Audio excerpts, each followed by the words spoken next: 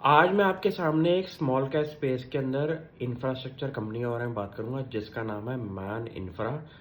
Company ने recently आज अपना एक रेजिडेंशियल प्रोजेक्ट जीता है जिसकी आप अगर हाइट चेक करेंगे तो इंडिया का one of the tallest residential ultra luxurious project होगा। और इसका जो एरिया है वो है मरीन लाइंस के आसपास का एरिया मुंबई के अंदर। One of the top notch real estate project होने के नाम पे आज की डेट में आपको ये पता होना चाहिए कि इसके पीछे का कंस्ट्रक्शन का कॉन्ट्रैक्ट किस कंपनी को मिला है। आपको ये समझना पड़ेगा कि एक प्रेस्टिजियस प्रोजेक्ट जो कि पिछला भी मैन इंफ्रा ने बनाया था, one of the largest highest residential project, उसके बाद का सेकंड प्रोजेक्ट भी मैन इंफ्रा को मिला है। तो कंपनी का ये समझ में आ चुका है कि एक्सपर्टीज है इंडिया के अंदर टॉलेस्ट रेजिडेंशियल प्रोजेक्ट्स बनाने की। और हाइट अगर आप चेक करेंगे तो कंपनी की प्रेस रिलीज के हिसाब से 800 फीट से ऊपर का ये रेजिडेंशियल प्रोजेक्ट होने वाला है। इंडिया में आज आपको समझ में आ चुका होगा कि वर्ल्ड की जितनी भी लोकेशंस हैं टॉप की, आप यूएई की चेक करें, यूएस की चेक करें, सिंगापुर की चेक करें, वहाँ पे जो लंबे लंबे रेजिडेंशियल प्रोजेक्ट्स हैं वो इंडिया में मिरर होने वाले हैं अगले 5 से 10 सालों में। तो इसके अंदर अगर कोई एक्सपर्टीज किसी कंपनी ने इंफ्रास्ट्रक्चर स्पेस के अंदर बनाई है तो वो है मैन इंफ्रा।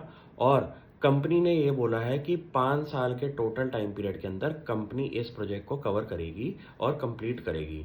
आपको ये समझना पड़ेगा कि रेजिडेंशियल प्रोजेक्ट्स जो कि इंडिया में फेमस हैं अपने टाइम लैग की वजह से कि टाइमली कंप्लीट नहीं होते, तो मैन इंफ्रा इंडिया की एक ऐसी कंपनी है जिन्होंने 16 प्रोजेक्ट्स अभी तक करे हैं बिफोर टाइमली कमेंसमेंट।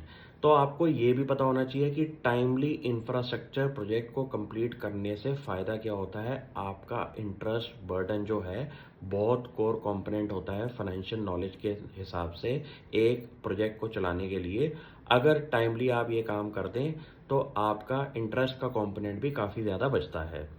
इस चीज़ पे कंपनी ने ये बोला है कि प्रॉफिट बिफोर टैक्स इस प्रोजेक्ट से कंपनी को लगभग लगभग 400 करोड़ से ऊपर का होगा और पूरे प्रोजेक्ट की सेल्स वैल्यू 2000 करोड़ से ऊपर की है।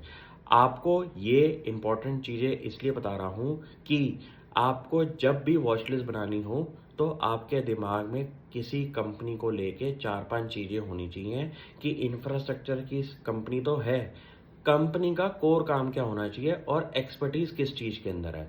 क्योंकि एक्सपर्टीज ही आपको एक कंपनी के अंदर मार्जिन बना के देती है, क्योंकि बाकी चीज़ें तो हर कोई कर रहा है। अब आप ये सोचिए कि एक कंपनी के पास इंडिया का ऑलरेडी टॉलेस्ट प्रोजेक्ट था रेजिडेंशियल स्पेस के अंदर, उसके बाद सेकंड प्रोजेक्ट भी इसी कंपनी को मिला है।